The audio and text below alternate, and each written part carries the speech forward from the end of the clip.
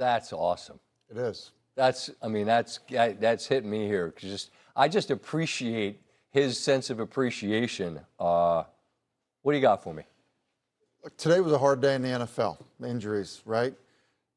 There's a guy, you said, like, he's probably a Hall of Fame, okay? I think so. Right.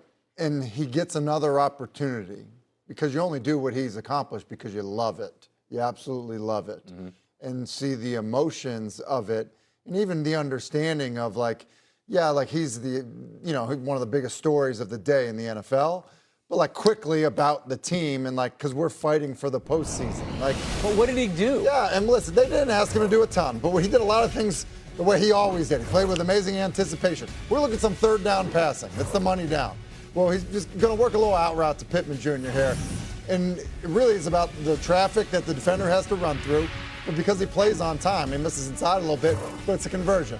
Right? Well, now it's third down. Mesh rail concept, everyone runs it. Same thing, trying to, if you get man coverage, going to make the defender cover in the back, run through some traffic. Playing on time allows for run after catch. And then later in the game, when it was kind of more gotta-have-it situation, they're down trying to go to kick a game-winning field goal on 3rd and 7. This kind of looked like the old Phil Rivers, a back shoulder fade versus man coverage. Look, when he left the field, they were winning in Seattle against one of the best defenses in the game. So he's on a really good football team that runs the football well. They play really good defense. And so if they don't have a quarterback that's losing the game, that can be efficient on manageable third downs, which he was in the game, they're a hard team to beat because the Seahawks are a good football team, and it was hard to beat them in their own building. On that field early in the season against, at the time, it was Rattler in New Orleans and then Brosmer in Minnesota, young quarterbacks, that those teams didn't have a chance. But the Colts had a chance today in part because of a guy that I assume we'll see next Monday night against San Francisco, which is pretty amazing. Can I say this about the emotion? Please. He could have embarrassed himself. Yeah. Like, that's something that people need to understand, too. Been out of the game for, nearly 5 years. The risk associated with getting hurt, tearing your knee up, blowing out an Achilles, or honestly, humiliating yourself by playing poorly. There was risk associated with what he's doing. And I'll say this, I work with colleagues that were just flat wrong, that acted like it was embarrassing that this guy was going to go do this. No, it wasn't. They lost by 2 points to one of the best teams in football. And, the emotion is, how I am. I'm a sap for that stuff. Hey, maybe 3 more chances. Yep. And still in the mix in the AFC. A team that's also in the mix in the AFC. That's the Buffalo Bills. Patriots with an opportunity to win the AFC East. Josh Allen and the Bills had other ideas. It was snowing. Oftentimes that brings out the absolute best in that dude. Early on, it is Drake Maye. Got a design run to the outside. He gets to the pylon. Pats quickly ahead, 7-0. 2nd and goal, Maye again. And that is easy, light lifting for him. His first career game with 2 rushing touchdowns. It's 14-0. Travion Henderson with a burst that you can see. Show him your taillights. And at this point, folks sent out a lot of tweets. Lots of tweets on the old bird at 21-0. Much was said. Got to understand Buffalo signed up for 60.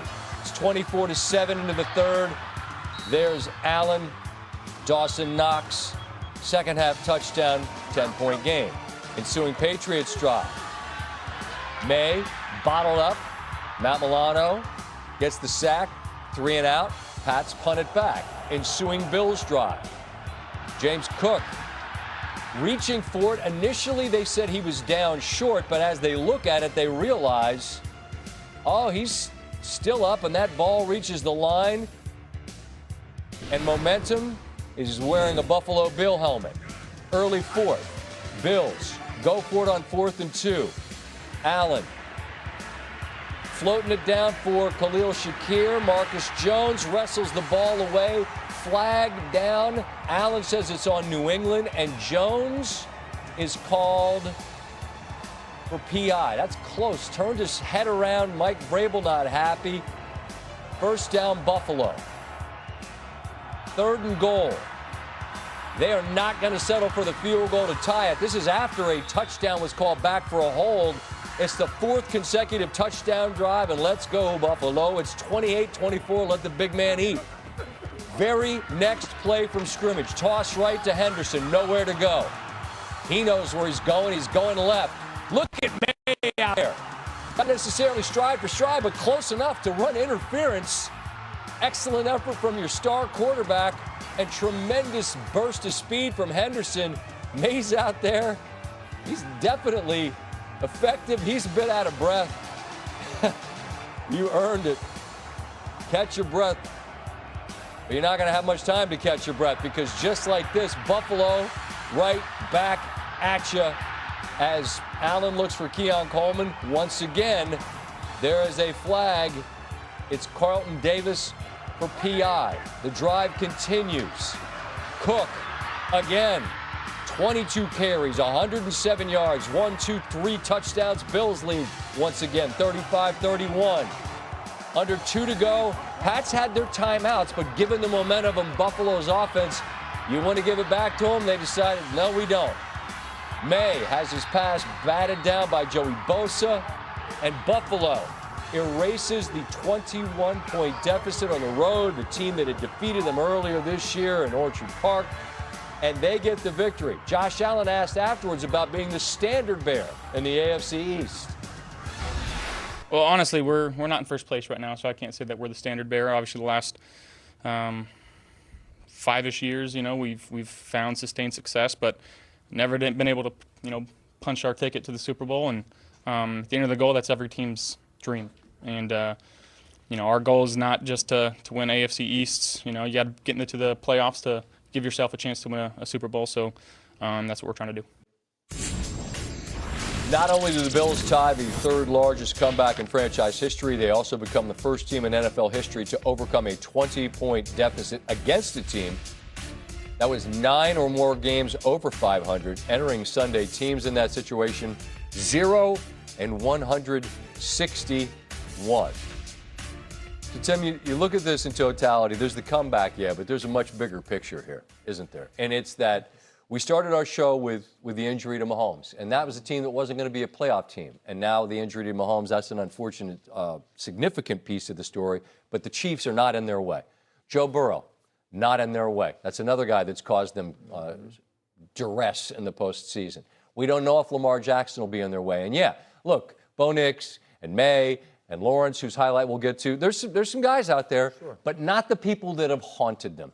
To win this game like this and then take inventory of the big picture. Give me a sense of where the Bills are. The win itself, it's like these 3 games are all in play. I mean, there's pressure on New England now because you're in striking distance. So there's that element. And then there's the big picture element of, okay, who are the quarterbacks? You heard Josh talk about getting to the Super Bowl and winning it. Who are the AFC quarterbacks that are in your way? The only one that we kind of are referencing that we're like, hey, for sure is going to be in it, that's played a playoff game is Bo Nix. Mm-hmm. So from that standpoint alone, it's not a path through Kansas City and Mahomes or through Baltimore and Harbaugh, a Super Bowl winning coach, and an MVP winning quarterback. So this is your chance. Like it is. Like that's the magnitude of it for Josh Allen. And yeah, and you said it when we were talking about it. Look, it's not, quarterback versus quarterback in these games. It's these teams. Houston's got a great defense. Already beaten them. But quarterbacks can control how things happen in the postseason quite a bit. Josh has been a part of the wrong side of that a few times. So this is shaping up to as good of a chance as he's ever had. That is, I mean, you mentioned the pressure on New England to understand you don't want to slip here and not win the East. But I would think, based on what you're saying, Allen knows this. I think that magnifies the pressure on him as well. There's no doubt if the quarterbacks that are representing the AFC in the postseason, the ones that we're referencing right now, and let's say that it's not Lamar because of a game that maybe decides the North, week 18. Well, if that's the case, then that is going to be the storyline in terms of the AFC representative in the Super Bowl, for sure, going into the postseason. And the path won't be easy if they don't win the division. You like Buffalo better than anybody because of that? Because of him? There's no question the postseason experience matters. Mm-hmm. So if he's playing in a divisional round game against a quarterback that's never played in a division round game before. Or like sometimes, like there have been evidence of like kind of ignorance is bliss. You don't understand the pressure of it. But yeah, I would tend to like the experience. I just think a game like today against a team that hadn't lost in forever, down 21, and they still win. I mean, they're going to be really, really hard to get rid of. It would be my thought. Is Tim back later? I've lost track of the show. This is it? That was it? All right. Are we going to have you again? Are you here next week? Twice next week. Let's Really? go. Saturday and Sunday. Oh, dude, hang out. We'll get sick here on the weekend. All right, Tim Hasselbeck will be back as we're working a lot next week. All right, fantastic. All right, now I'm happy. All right, we'll take a look at the top teams in the NFC East. Philly had a get-right game. Dallas did